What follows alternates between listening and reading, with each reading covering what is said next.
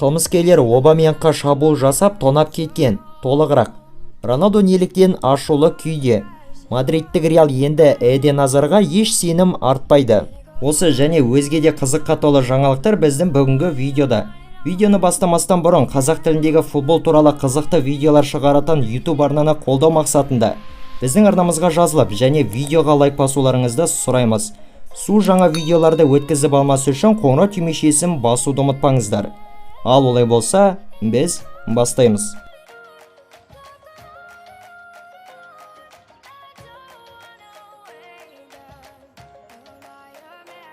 Эдинсон Кавани ресми түрде Валенсия командасының жаңа ойыншысы атанды. Келісім шарт 2024 жылдың жазына дейін негізделген. Уругвайлық шабуылшы испандық клубтың қатарына еркін агент ретінде су тегінге ауысты. 35 жасар футболшының өнер көрсеткен ең соңғы командасы Манчестер Юнайтед болды.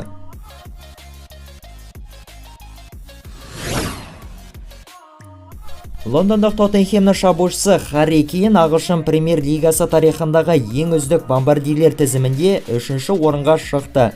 Өткендегі Ноттингем Форестпен болған ойында дубль жасаған Кейн жалпы голдарының санын 187-ге жеткізді. Харри Кейннен жоғары тұрған ойыншыларды атасақ, екінші орында 208 голды соққан Уэйн Руни. Сонымен қоса 260 голды еншілеген Алан Ширер ең бірінші орында орналасқан. Осы маусымда Тоттенхем сапында 3 ойын өткізген 29 жасар Кейн 2 голды соғып көзге түсті.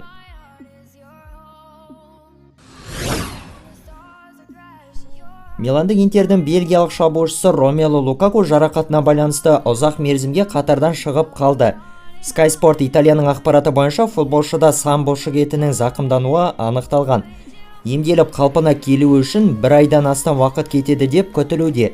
Осы маусымда 29 жастағы Лукаку Интер сапында 3 ойынға қатысып, 1 голдық пасты еншіледі.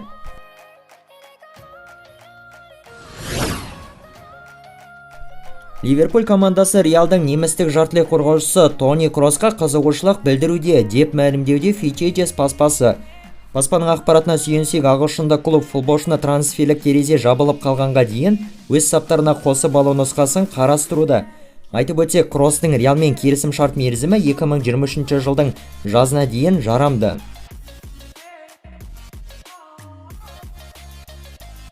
Достар, кеше ғана біздің арнада шыққан Лионель Мессиге қатысты видеоны көруді ұсынамын.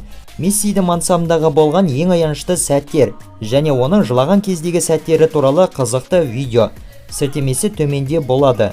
Лайк басып, қолдай кетіңіздер.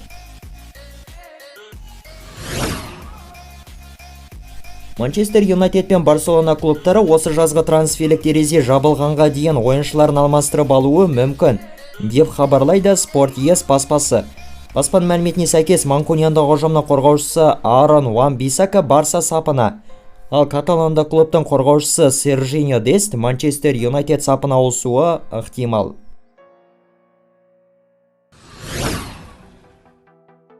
Мадридтік Реал клубының жаттықтырушылар штабы, сондай-ақ басшылары да бельгиялық шабуылшы Эден Азардан енді ештеңені де күтпейді, деп мәлімдеуде Марка баспасы.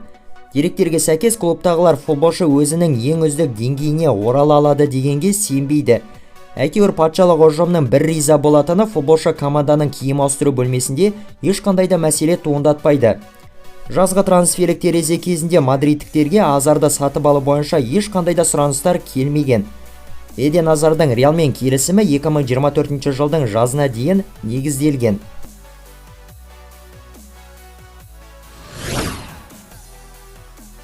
Португалдық шабуылшының агенті Жорже Мендеш Криштиану Роналдудың Челси командасына ауысу трансферін жүзеге асыру үшін барын салып жатыр. The Independent басылымының мәліметіне сүйенсек, агент кезекті рет Лондондық клубтың басшыларымен байланысқан екен. Дегенмен Челсидің бапкері Томас Тухель бұл трансферге қарсылық білдіруде. Роналдудың жары бітпей қойды, біресе анда ұсат дейді, біресе мұнда ұсат дейді. Тезірек трансферлік терезе жабылса екен дейміз. Сонда ғана осы сыбыстардың барлығы тоқтап, тынышталамыз. Барселонаның голландиялық жартылай қорғаушысы Френки де Йонг ақыры осы жазда ешқайда кетпейтін болып шешіліп қойған секілді. Осы жөнде тілші Бен Джейкобс мәлімдеуде. Мәліметтерге сәйкес ойыншыға осы жаз бойы қызыққан Манчестер Юнайтед пен Челси командалары енді ойыншының трансфері бойынша ешқандай да келіссөздер жүргізбейтін болған екен. Сондай-ақ жақында ғана Де Йонгқа Ливерпуль командасы қызығуда делінген мәліметтер таралған еді, бірақ бұл ақпарат нақтыланбаған.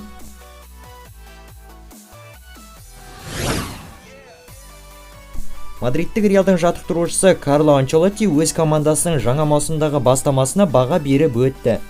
Біз сырт алаңда 3 ойын өткізіп, 3-інде де жеңіске жеттік. Мен өте ризамын.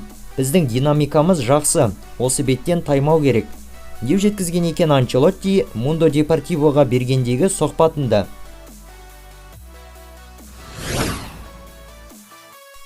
Испандық жартылай қорғаушы Сауль Нигес Мадридтік командада қалатын болған. Атлетиконың басшылары 27 жасар ойыншыны Диего Симеоненің командасында сақтап қалу шешімін қабылдаған екен. Осыдан бір ай бұрын Атлетико жартылай қорғаушыны қайтадан жалға жібергілері келген, бірақ енді олардың шешімі өзгеріп отыр. Сауль Нигестің Атлетикомен келісімі 2026 жылдың жазына дейін негізделген.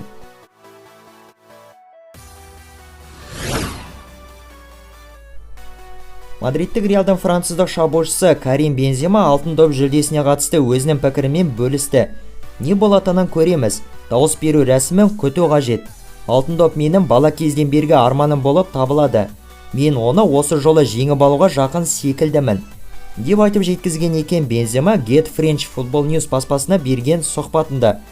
Алтын доп жүлдесінің жеңімпазы Парижде 17 қазан күні анықталатын болады.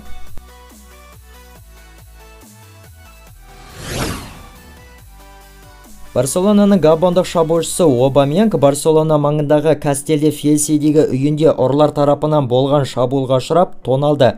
Осы жайында El País баспасы хабарлауда. Мәліметтер бойынша 4 қылмыскер түн ішінде футболшының орналасқан жеріне жетіп келіп, оған шабуыл жасаған. Қаскүнемдер футболшы құнды заттарға толы сейфті ашқанша дейін оны ұрып соғып сес көрсеткен екен. Осыдан соң ұры қарлар жасырынып қашып кеткен. Полиция қызметкерлері тергеу жүргізіп жатыр.